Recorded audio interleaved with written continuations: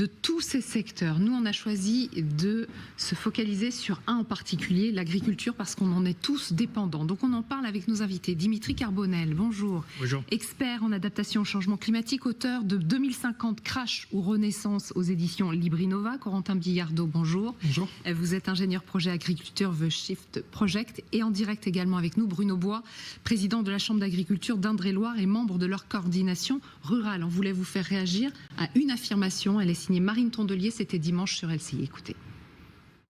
Là, on parle de pic, voilà, 40 degrés, 42 degrés. D'ici 2070, ce sera des pics à 50 degrés en France. Et à 50 degrés, le maraîchage, les cultures maraîchages ne survivent pas.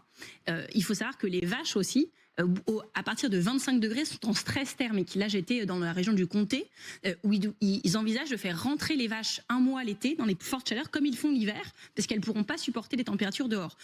Donc on a voulu aller vérifier ces affirmations sur le terrain. Elle parle de maraîchage et de bovins. Donc on a rencontré un maraîcher et un éleveur. Regardez ce reportage en Loir-et-Cher avec Emmanuel Binet. Toute la journée, brumisation pour ces 70 vaches. Vous allez allumer la brumisation. 4 brumisateurs bricolés à la hâte.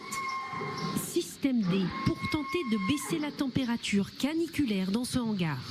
En plein après-midi, on est entre 30 et 35 degrés, alors qu'une vache est bien autour de 15 degrés. On peut perdre jusqu'à 5 kg de lait par vache et par jour. Ça fait 150 à 200 euros par jour. Des vaches moins productives, en souffrance et qui ont besoin de beaucoup plus d'eau que d'habitude.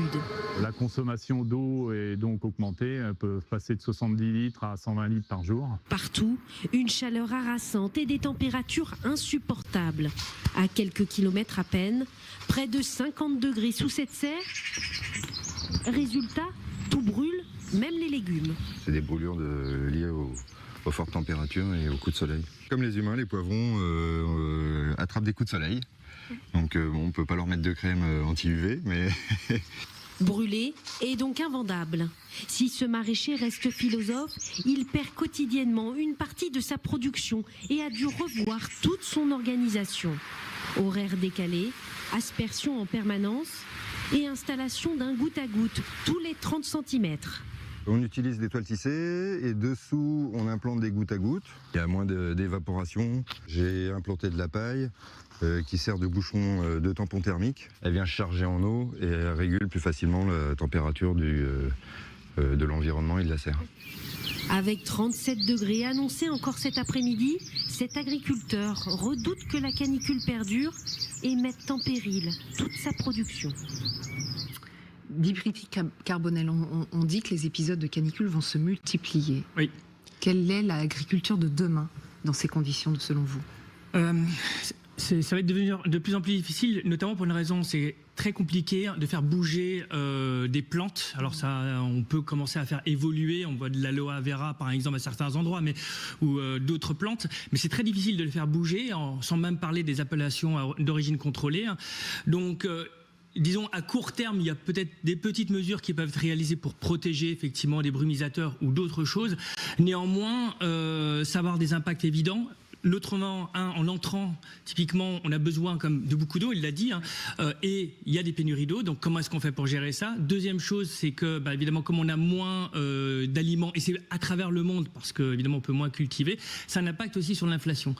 Donc la question, c'est comment est-ce qu'on va gérer ça? Alors, il y a des choses qui peuvent être réalisées en termes de réduction de gaspillage, changer nos pratiques de Nous, culture. consommateurs ?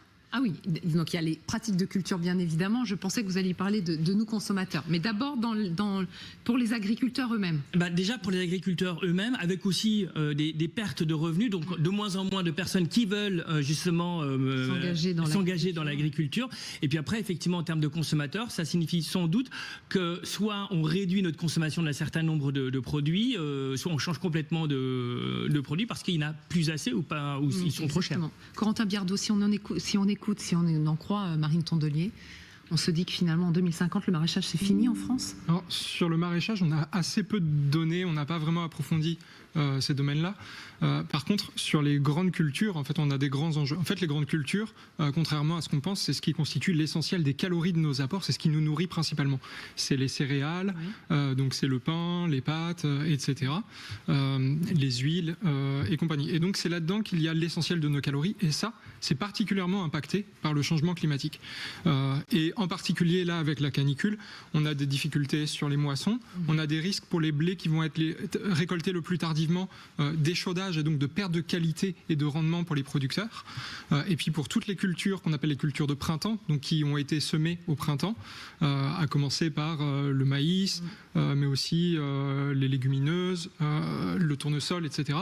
Là, les risques sont encore plus importants puisqu'on est dans des moments où les plantes ont énormément besoin d'eau et ont besoin de maîtriser leur température. Et ces plantes-là, ces céréales-là sont en danger ? Et ces cultures-là, elles sont en danger aujourd'hui, surtout ces cultures de printemps.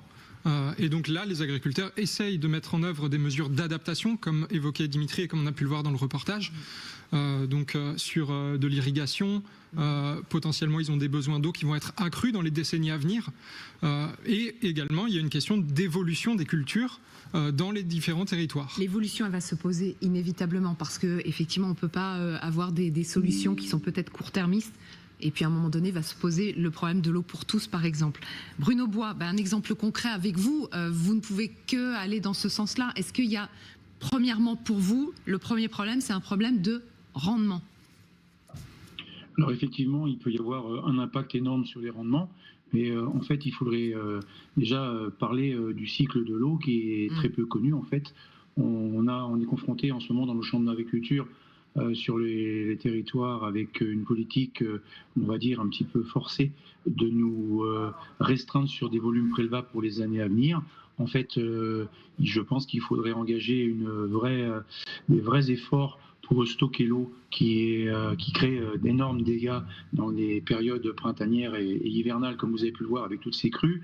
On n'en a pas gardé, comme on dit souvent chez nous, on n'en a pas gardé la goutte. On n'a pas gardé un seul mètre cube en stock dans les nouvelles réserves, puisque c'est très compliqué d'arriver à monter ces dossiers-là. Vous savez que c'est souvent un gros mot que de parler d'une bassine. D'ailleurs, on ne sait pas pourquoi on parle d'une bassine, parce que nous, on parle de réservoir d'eau qui pourrait stocker l'eau l'hiver pour la restituer l'été, pour maintenir absolument en végétation verte. Vous savez que dans toutes les villes, on a des grands programmes pour végétaliser, pour maintenir des températures un petit peu plus basses. Et nous, plein champ, on pourrait avoir un vrai impact en maintenant 30 à 40% des parcelles couvertes par de la végétation verte l'été. Et bien pour ça, il faut pouvoir arriver à pallier au déficit hydrique avec des apports d'eau. Peut-être il y aura effectivement un coût de ramener cette eau artificiellement avec nos appareils d'irrigation, mais au moins, ça sera un vrai challenge que de maintenir les sols couverts par de la végétation verte pour rétablir le cycle de l'eau et inciter les nouvelles pluies, puisqu'il y a à peu près 60% des pluies qui tombent sur la terre qui sont originaires de l'évapotranspiration du même sol et non pas des océans comme on le croit. Donc accélérer l'évacuation de l'eau douce vers les océans, c'est une vraie ineptie et pourtant on est parti dans ce modèle-là.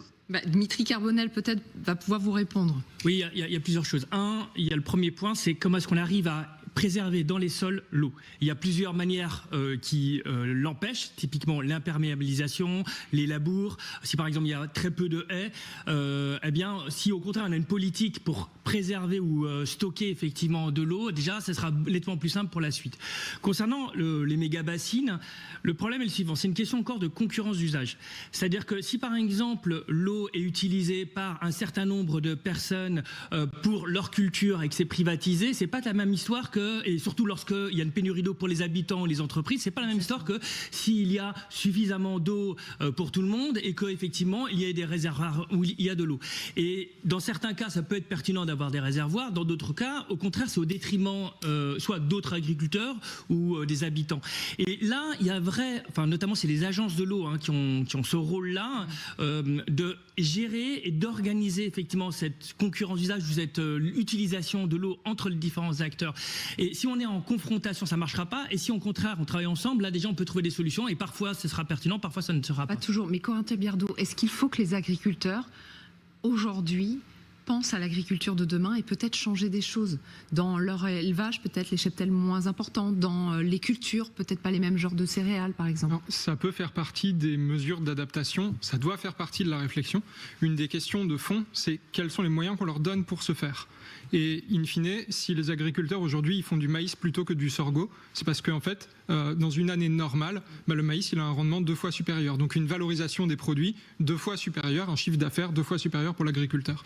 Donc ça veut dire que si on attend des agriculteurs que demain ils mettent du sorgho pour réduire un peu la demande en eau estivale, eh ben ça veut dire que de l'autre côté, ils vont avoir des charges qui vont augmenter ou des revenus qui vont baisser. Et donc il faut qu'on organise la société pour leur permettre de faire face à ces évolutions de revenus et donc soit compléter ces revenus, soit structurer les prix avec la politique agricole commune, etc. Les leviers, ils sont dans les mains des politiques. C'est ça. Et les agriculteurs ont, à mon avis, des fortes attentes vis-à-vis de ce monde politique pour s'adapter et pour prendre en compte ce long terme. Bruno Bois, vous confirmez? Vous avez de grandes attentes parce que vous êtes prêt à évoluer? Aujourd'hui, déjà, nous, on a le mérite, même si on n'est pas présent sur le même studio, de pouvoir se parler, mais continuons dans cette voie, parce qu'il est clair qu'on a souvent l'impression d'avoir un langage de sourds, et du coup, effectivement, que les mains sont... La politique est la principale, je dirais, décideuse de nos orientations, mais justement, les politiques qui ne font pas aujourd'hui, avec peu de moyens budgétaires, les édifices qu'on aurait pu créer par le passé, mais pourtant, on va être obligé de s'y atteler pour réagir.